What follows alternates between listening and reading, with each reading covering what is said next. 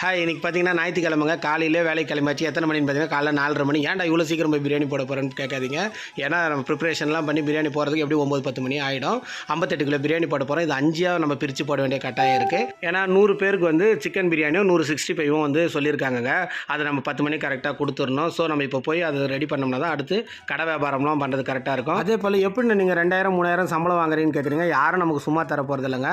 நம்ம அந்த அளவுக்கு வியாபாரமும் வேலையும் செஞ்சு கொடுத்தோம்னா தான் நமக்கு அந்த சம்பளத்தை கொடுப்பாங்க. அது எப்படி செய்கிறோங்கிறத பார்க்கலாம். 14 கிலோ சிக்கன் பிரியாணி, அதாவது 100 பேருக்கு சிக்கன் பிரியாணி 165 பீஸ் வந்து கரெக்டாக 10 மணிக்கு கொடுத்துடணும். அதுக்கப்புறம் வியாபாரத்துக்கு வந்து 40 கிலோ பிரியாணி போடணுங்க, ரெகுலராக நடக்கிறது. இது இல்லாமல் ஒரு 5 கிலோ மட்டன் பிரியாணி ஒன்று ஆர்டர் இருக்குது. நம்ம கடையில் பார்த்தீங்கன்னா இப்போ 3 விறகு அடுப்பு தாங்க இருக்குது. 1 உலை போட்டும் 2 மசாலா இருக்கும். அப்போ 5 பிரியாணி போடுறதுக்கு பார்த்தீங்கன்னா நம்ம ஒன்றா மசாலா வதக்கி பிரிச்சுட்டோம்னா கொஞ்சம் டக்குன்னு வேலை ஆகிடும். ஒரு முறை வதக்குறது தான் கஷ்டம். காலையில் ஒரு 1.5 மணி நேரம் ஸ்பெண்ட் பண்ணி நல்லா இஞ்சி பூண்டுலாம் வதக்கி அந்த மசாலாலாம் போட்டு வதக்கி எடுத்துட்டோம்னா அதுக்கப்புறம் இந்த மாதிரி மசாலாவை பிரித்து வச்சிட்டோம்னா